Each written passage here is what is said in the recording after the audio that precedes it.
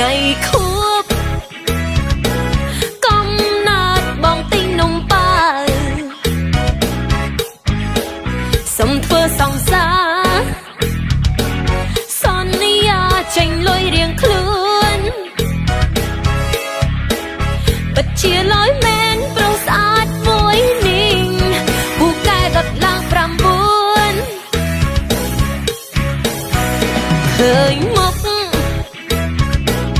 គ្រប់ពេលឲ្យតែគេប៉ាបបួចលុយងើបផ្លែតថាមិនស្រួលខ្លួនពិតជាលយមែនចារឹកបែបនេះពូកែដុតឡើង9សរសើរខ្ញុំស្អាត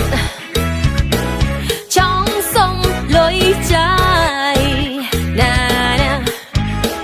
ធ្វើមុខជូជូរួចមកក្រអ៊ូថាអត់លុយចាយតើខ្ញុំគួរទ្រាំទ្រតទៀតទេបើលេងចារឹកបែបនេះណា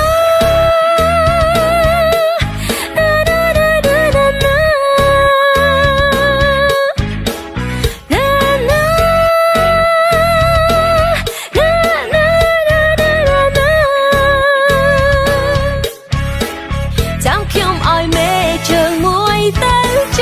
ង់ពូកែដល់កអូអូ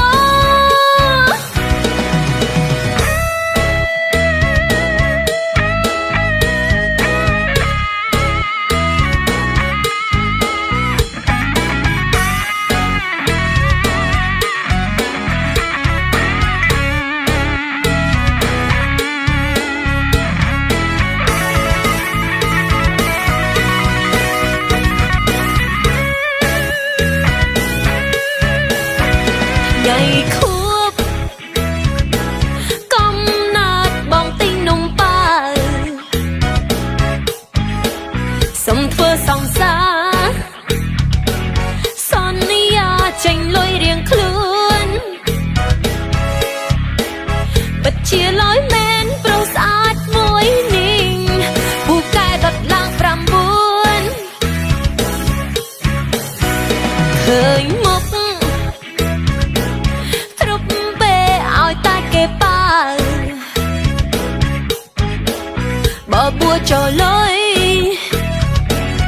ងើបផ្លែតថាមិនស្រួលខ្លួនពិតជាលយមែនចារឹកបែបនេះពូកែដុតឡើង9សរសើរខ្ញុំស្អាតចង់សុំលុយចាយណាណាធ្វើមុខជូជូ